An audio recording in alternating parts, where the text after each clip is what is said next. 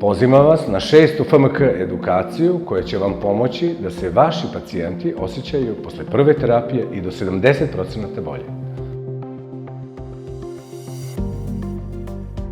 Ja sam Nešić Nenad, diplomirani fizioterapeut i FMK ekspert. Osnivač sam Fizionova sistema.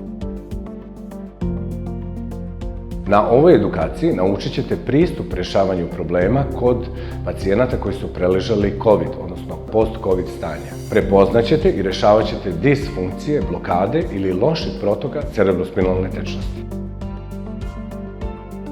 Na osnovu stečenog znanja i iskustva u zemlji i inostranstvu, nakon 30 godina rada na ovom polju i u saradnji sa najeminentnijim doktorima osteopatije u zemlji i inostranstvu, kreirao sam FMK metodu koja predstavlja skup jedinstvenih manuelnih metoda.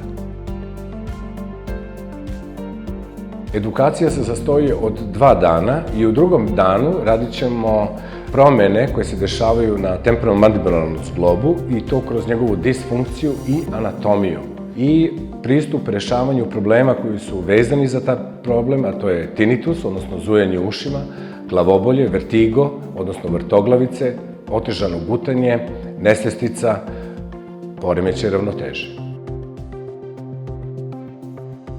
Ja sam Nemanja, zajedno sa Nenadom održavamo 6. po redu edukaciju. Već 3 godine uspešno sprovodimo ovaj program. Trudimo se da našim kolegama što više približimo u praktičnom delu kako će oni savladati sve te disfunkcije koje postoje, primarne, sekundarne, i naučiti ih u brzom rešavanju i prepoznavanju svih tih problema. Nakon završene edukacije dobijete sertifikat o stečenom znanju, kao i sam materijal koji će biti u PDF formatu. Uvek smo otvoreni za pitanja nakon toga, jer naš cilj je da ova edukacija zaživi i da vi pravilno primenjujete sve ove tehnike koje će vam mnogo pomoći u poslu.